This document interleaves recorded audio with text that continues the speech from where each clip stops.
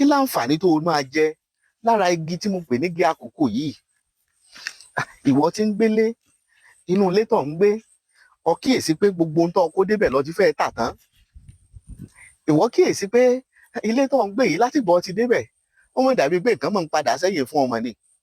Ẹlòmíín sì kọ́lé ara ẹ̀ tó jẹ́ pé láti bí ó ti kọ́lé ara náà ni ò ti rójú ni ò ti ráàyè mọ́. Báwo ni wàá ṣe lo ewé àkókò tí wàá fi bọ́ lọ́wọ́ àwọn ẹ̀mí kẹ́mí tí jẹ́ kéèyàn gbénú ilé ṣe rere? Báwo ni wàá ṣe lo igi àkókò tí wàá fi bọ́ lọ́wọ́ ẹ̀mí kẹ́mí tí ń da lérú tí ò yọ lákòjọ nínú ilé tó ń gbé? Kò pọ̀ o. Ìwọ wò ó, ṣé o ti rí tí mo fẹ́ ṣe yìí? Ìwọ kàn bẹ́gi àkókò lásán.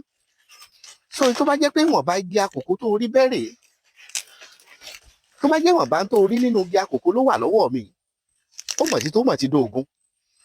Tó bá jẹ́ ìwọ̀nba yìí lọ bá rí bí, ìwọ gòkè àjálè rẹ kọ jù síbẹ̀. Wọ́n wá ní òkè àjà ọ̀dọ̀ rẹ ò rọrùn gùn fún ọ. Ìwọ wá kọ̀rọ̀ bì kan nínú ilé ọ̀dọ̀ rẹ níbi tí wọ́n ti ní mú igi kúrò. Ìwọ sáré pé ewé àkókò ń bọ̀ gbélé. Ìbà àwọn àgbà àjọ̀hún àná, bá mi àbẹ̀fẹ́ ìbà rẹ o. Ìbà Elédùmarè. Ìwọ rí pé igi àkókò ń bọ̀ gbélé. Ilé tí igi àkókò bá ń gbé, èèyàn ò ní kó ẹrù wọbẹ̀ kó wá lùdà. Èèyàn ò ní kẹrù wọbẹ̀ kó lùtà. Ilé tí igi àkókò bá ń gbé, èèyàn ò ní wọbẹ̀ kálàáfíà rí wá di fíafíà.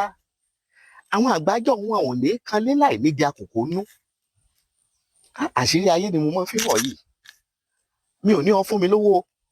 Ohun tí mo béèrè lọ́wọ́ rẹ ni pé bá mi subscribe sí YouTube channel wa, kó o lè bá àjọpọ̀ àǹfààní. Share program yìí kó dọ́dọ̀ àwọn tí dààmú ti bá, kó dọ́dọ̀ àwọn tí wọ́n ti ń sánná ní kiri nítorí ìdààmú táyé ti fi wọ́n sí, tàbí tílé tí wọ́n ti gbé, tí wọ́n ń gbé, tí wọ́n rẹ́ǹtì, tàbí lè tí wọ́n kọ́ tó ti kó bá gbèsè ayé wọn.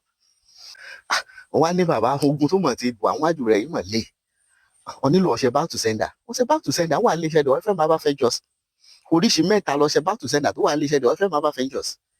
Ìkan wà ń bẹ̀ 50,000 naira péré là ń tà. Ìkan wà ń bẹ̀ 70,000 naira là ń tà. Ọṣẹ kan wà tó jẹ́ ọṣẹ back to sender ní iléeṣẹ́ The FM Herbal Ventures 200,000 naira là ń tà òun. Ó ní Yorùbá mọ̀ ń pè ní oògùn tó oògùn, agbára tágbára rọrùn. Wọ́n á fẹ́ pè wá pé bàbá ó ní ọ̀rọ̀ wà tó fẹ́ bá a sọ. Pè mí sí nọ́mbà yìí 09065636184. WhatsApp nọ́mbà wa náà nìyẹn. Ó wá lọ fẹ́ wá. Ìwọ mọ̀ bọ̀ wá sí iléeṣẹ́ The FM Herbal Ventures tó fi kalẹ̀ sílùú Ọ̀kíní nílùú Òṣogbo. Tó o bá ti dé First Junction Ọ̀kíní, ìwọ gbọ́kadà Ọlọ́run lọ sí iléeṣẹ́ The FM Herbal Ventures. Tàbí kọ ọrẹ́ náà sí títì níbi ọ̀dọ̀ àwọn ilé tó ń tèso yẹn, wàá ti rí ọ̀nà eléruku kan bẹ̀, wàá ti rí signpost iléeṣẹ́ The FM Herbal Ventures níbẹ̀. Láṣẹ Elédùmarè, ayọ̀ rẹ, ògo rẹ, ọlá rẹ, ọlà rẹ kò ní wọ̀ ọ̀kùn láyé rẹ.